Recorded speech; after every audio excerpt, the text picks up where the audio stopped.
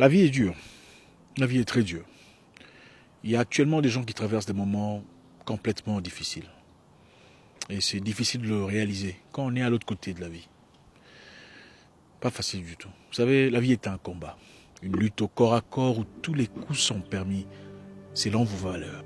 Je me souviens plus petit, je quittais mon pays en quête de réussite. J'étais jeune, à peine 20 ans je crois. Je voulais une vie différente. Je savais déjà, premièrement, que j'étais créé pour beaucoup plus que ce que je vis. J'ai quitté mes parents sachant que je partais. Pas nécessairement comment j'y arriverais, mais je suis parti quand même. Pendant que j'y étais, j'ai rencontré une personne très intéressante, une femme qui m'a vraiment inspiré. Elle m'a parlé de son histoire. C'était une très jolie femme, mais qui après avoir connu un accident de voiture avait perdu usage de ses jambes. Après son accident de voiture, sa vie avait complètement basculé. Elle a perdu ses sponsors, elle a perdu son fiancé, le père de son fils, qui évidemment ne voulait pas passer le reste de sa vie avec une femme handicapée. C'est une Ouest-Africaine qui était en effet Miss d'ailleurs de son pays. Elle me dira, après avoir perdu usage de mes jambes, elle entreprit d'apprendre des nouvelles choses, des nouvelles langues. Elle a appris le mandarin, le russe. Elle a commencé à apprendre les relations internationales. Elle s'est servie de ce qu'elle avait à sa portée pour s'améliorer. Peu après, une grande organisation que vous connaissez cherchait un représentant dans la sous-région. Elle n'avait pas les qualifications, mais on voulait spécifiquement une personne qui pouvait parler mandarin et qui avait certaines qualifications poussées. Elle n'avait certes pas les qualifications, mais en plus d'être une femme batailleuse, travailleuse, courageuse et avec ses capacités linguistiques, elle a été embauchée. Aujourd'hui, elle assume un rôle très important dans ce milieu. Elle est à la tête de cette organisation au niveau régional, en Afrique de l'Ouest, malgré les difficultés qu'elle a connues. Et elle est jusqu'à aujourd'hui la tête de l'organisation dans la sous-région. Beaucoup de gens la regardent, voient le style de vie qu'elle mène et disent qu'elle est chanceuse, mais ne voient pas le travail acharné qu'elle a abattu pendant l'obscurité de sa vie. Quelquefois dans la vie, il faut bousculer son destin. On s'est retrouvé dans un pays étranger, dans une maison de 2 chambres, avec 25 jeunes. Je crois que je vous l'avoir déjà dit dans le passé. 25 jeunes vivant dans une maison de 2 chambres, se coucher, jonchés comme des cadavres partout dans la maison. Couchés dans la salle de bain, dans le salon, dans la cuisine. Et beaucoup parmi ces jeunes jonchés comme des cadavres dans la maison n'avaient pas de matelas. Beaucoup se couchaient sur des couvertures, comme ça. Et on mangeait chaque jour du poulet, le poulet moins cher là. Comment on appelle ça? Le poulet moins cher là. On bouillissait avec le sel, c'est tout. C'est tout ce qu'on avait. C'était dur. J'ai personnellement envoyé d'innombrables emails à des investisseurs. La plupart n'étaient pas intéressés. Ils ne répondaient pas. Je faisais des recherches sur Internet, cherchant des gens capables d'investir en moi. Des gens que je ne connaissais pas, mais à qui j'envoyais des mails bien écrits, bien structurés. Et les gens à qui je me confiais me décourageaient aussi. Ils n'avaient pas tort. Donc pensez-y. Quelles sont les probabilités qu'une personne qui ne vous connaît pas investisse en vous? Il ne sait pas ce que tu es. Tu es un Africain peut-être. Et ceux qui répondaient disaient clairement, on n'est pas intéressé. Ou bien, c'est bien, mais puis silence. Plus rien.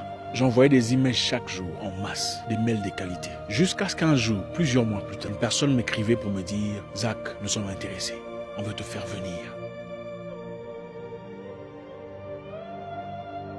Vous avez une bonne littérature, vous parlez bien une langue, écrivez vos idées en ligne. Pensez à des sujets intéressants et partagez avec le monde. Vous ne savez pas qui peut vous remarquer. Au lieu de passer votre temps à aller corriger les fautes d'orthographe des gens qui ont passé leur temps à bosser, offrez ce que vous avez à offrir. Soyez consistant. Ne faites pas une ou 2 fois et quand c'est dur, vous abandonnez. Non, continuez. Faites-le chaque jour. Recommencez. Faites-le encore et encore jusqu'à ce que vous n'en pouviez plus. Continuez à le faire. Prenez une maison moins chère s'il le faut. Quittez là où vous êtes, le confort que vous avez. Si cela vous permettra de sauvegarder un peu plus d'argent, faites-le. Diminuez vos dépenses. Simplifiez ce qui n'est pas nécessaire. Faites ce que vous avez à faire pour aboutir à vos objectifs. S'il y a une idée qui depuis longtemps brûle dans votre cœur, elle n'est pas là pour rien. Une idée ne peut persister dans votre cœur sans que vous n'ayez les moyens de l'accomplir. Travail acharné, travail intelligent. Faites-le chaque jour. Justin Bieber est un musicien qui aujourd'hui a beaucoup de succès aux États-Unis. C'est un multimillionnaire. Mais comment est-ce qu'il a commencé? Dans les rues de Toronto, à 8 ou 7 ans d'âge, il jouait de la guitare chaque jour. C'était un travailleur, un bosseur. Certaines personnes lui donnaient des pièces pour ça. Mais il savait